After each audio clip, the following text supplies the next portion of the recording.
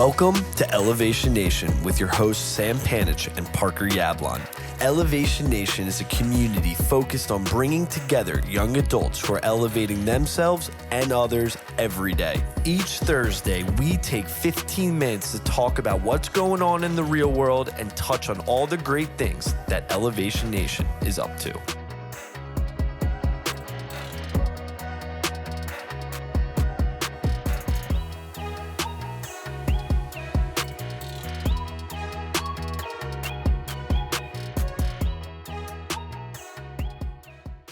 What's happening, Elevation Nation? It is June 4th, 2026.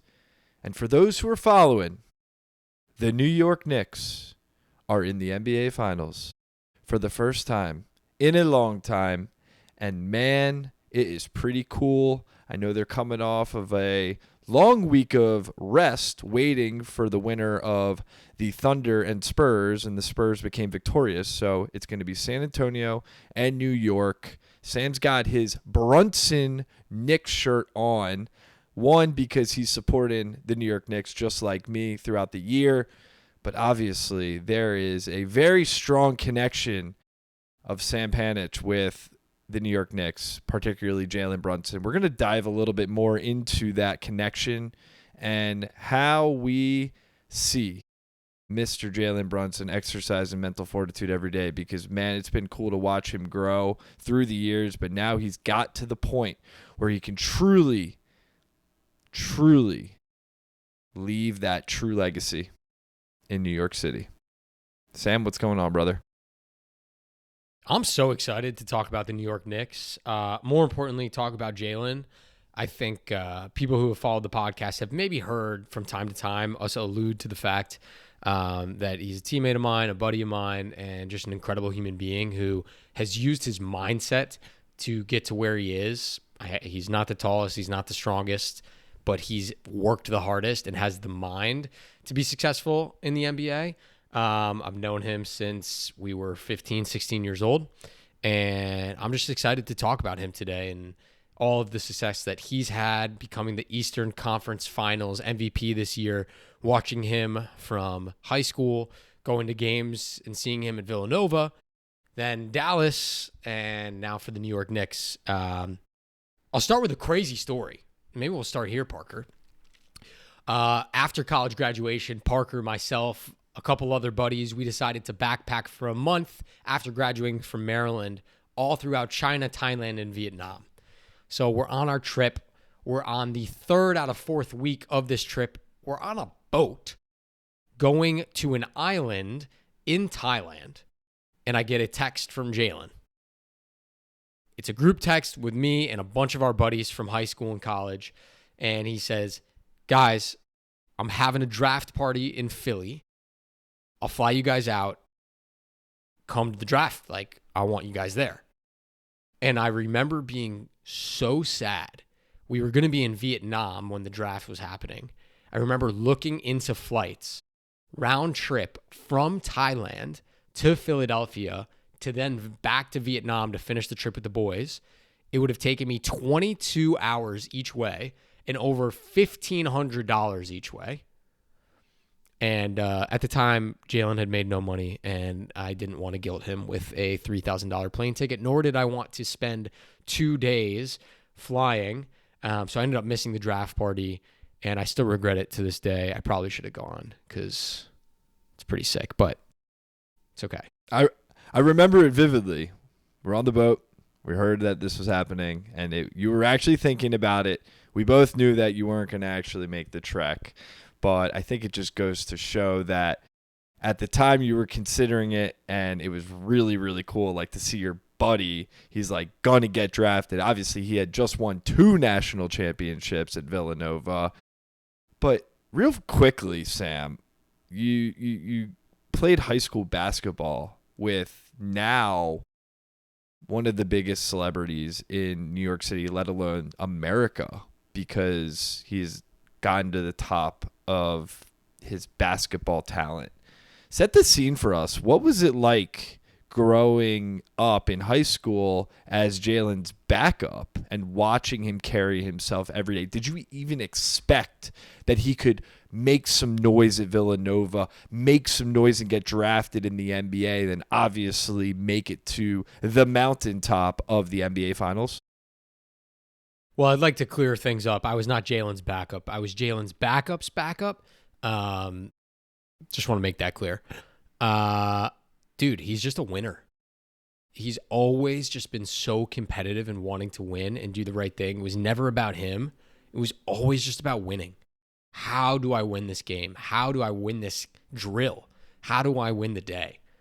And there was always such magic in that. I mean, obviously, in high school, he was successful and we had a really good team. Not just him, but some of my incredible other teammates, guys who have come on the podcast, like Elevators, Connor Cashon, Matt Johnson, my teammates from high school. Great guys with incredible stories.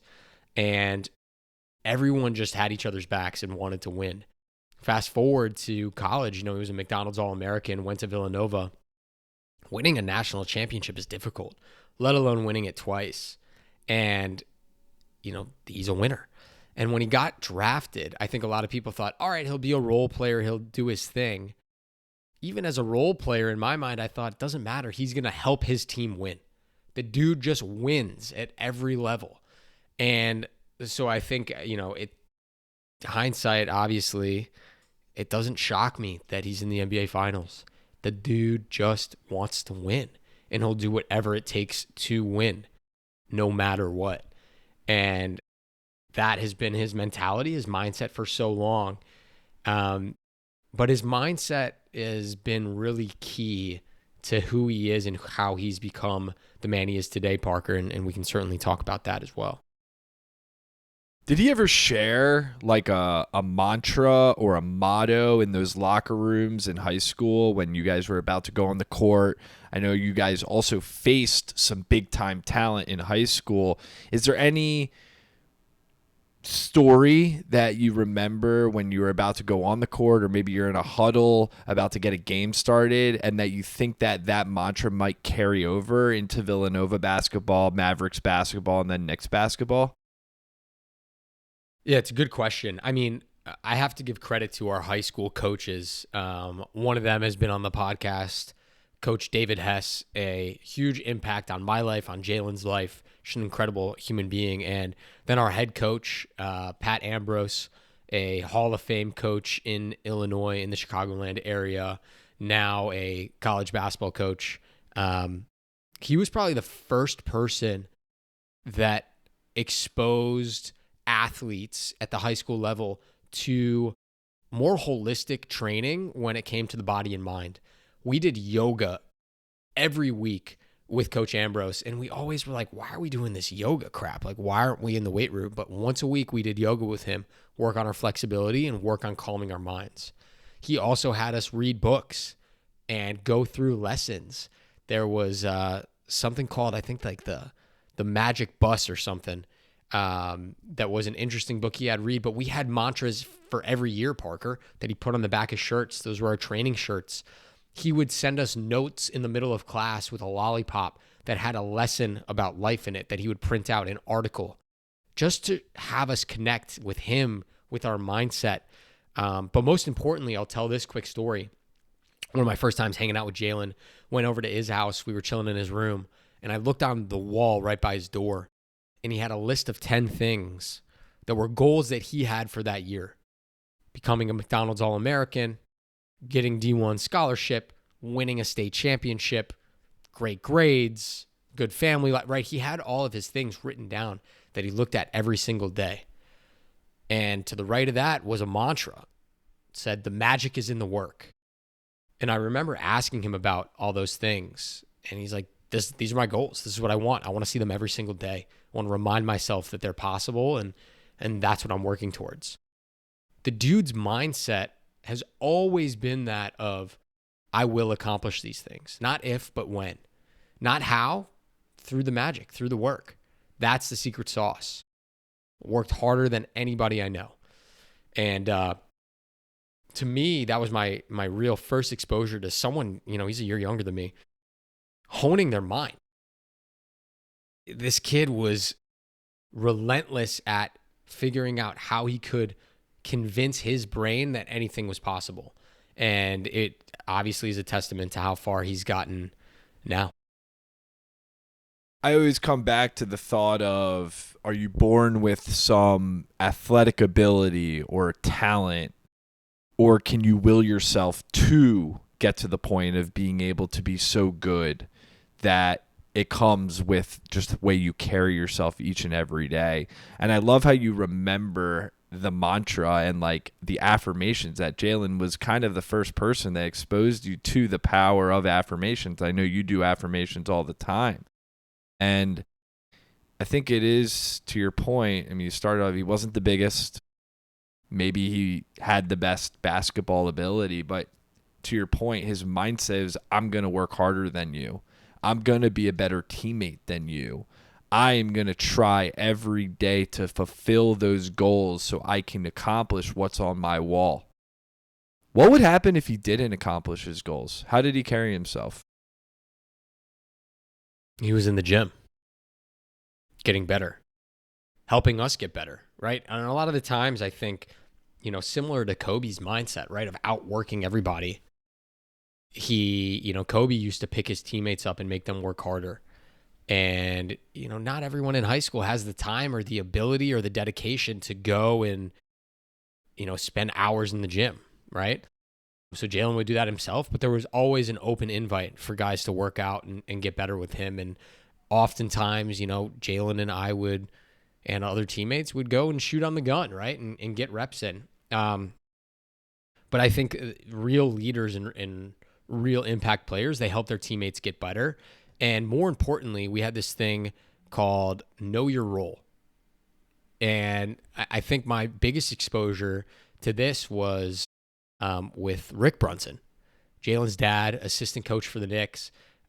We were playing a summer league game at Whitney Young High School in Chicago, Illinois. We were one of the only suburban teams out there, and this was summer league, so there are no coaches allowed. We did self-subs. And because I was a senior, I got to go play in these games, even though I was certainly not good enough to be on the court. We were playing Simeon, number 1 ranked high school in, I think maybe the country, definitely in the state at that time. And I subbed in for a few minutes, and I guarded their best player and just was like, fuck it. I'm going to take a charge on him, or at least try to. I think I got 1 charge and 1 block, D'd him up full court, played for like 2 minutes, and then I subbed myself out. And I remember after the game, this was one of, Rick had known me for a little while at the time, but that was one of the first times he came up to me and like dapped me up and was like, let's go, Sam. Good job. Like, way to grind it out. And in that moment, I think, obviously Rick wasn't a coach for our basketball team, but he knew a ton about basketball and now coaches the Knicks. It helped me realize that my role didn't always necessarily need to be impacting on the court itself.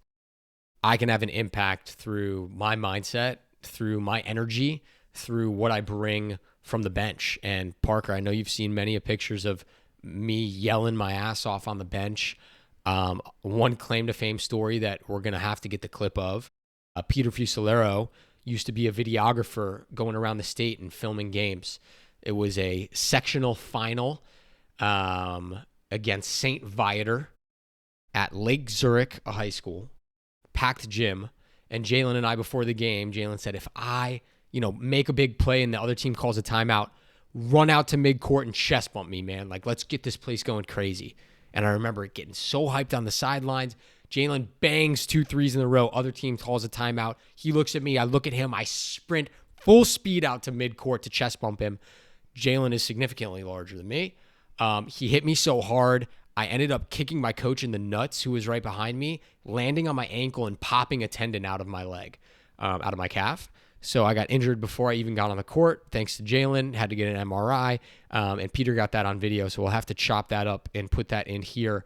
But yeah, he just makes his teammates better. He helped me figure out that my greatest gift is certainly not what I bring on the court, but it's the energy, the vibes, the communication, the spirit, the lessons, the language, and the mindset that I can bring to the table. And so I've brought those lessons to work. I've brought those lessons to Elevation Nation, and I use that same skill that really high school basketball helped me get confident in to bring all across the globe as we elevate people with Elevation Nation. It's such a cool story because we've been following it since we were in college and knew each other. You know, when we were first friends freshman year. Oh, my friend Jalen, he's going to Villanova. We're watching Villanova. We're cheering on Villanova. You're driving to Villanova basketball games. They end up winning 2 national championships. Holy crap. Sam knows Jalen. Like, they're friends. This is so incredible to see. What more could there be? No way he gets drafted. Oh, yeah, he gets drafted. Second round to the Dallas Mavericks. And to your point, he becomes a role player. He finds his way. He finds his way on that team. Then he moves on to the New York Knicks, who had come off a long stretch of losing seasons. Right, first season, he gets that big contract. Everyone's like, what the hell? How are we paying this guy so much money? Next thing you know, he brings the Knicks back to the playoffs. They have a winning record, and then they're back in the playoffs the following year. They make the Eastern Conference Finals, and then this year they get over the hump for the first time in the 21st century. The New York Knicks are back in the finals, and everyone attributes it, obviously, to the team, to the coach, to the culture and everything. However, Jalen Brunson is the center of it all. And to finish this off, I mean, in every interview, it seems like he's a guy who doesn't get too high, he doesn't get too low, he just wants to keep winning.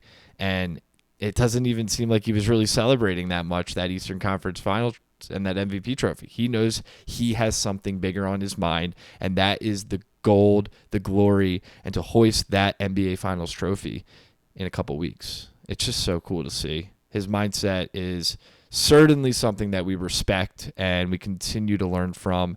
And man, go Knicks. Can't wait to see what happens. Let's go Knicks, baby. Until next week, peace, Elevation Nation. Thanks for tuning in to Elevation Nation. If you enjoyed our conversation, hit that subscribe button to get notified when we release a new episode. If you would like to join Elevation Nation or get more information about the nation, please visit our website at www.elevationnation.io. Until next week, Elevation Nation, peace.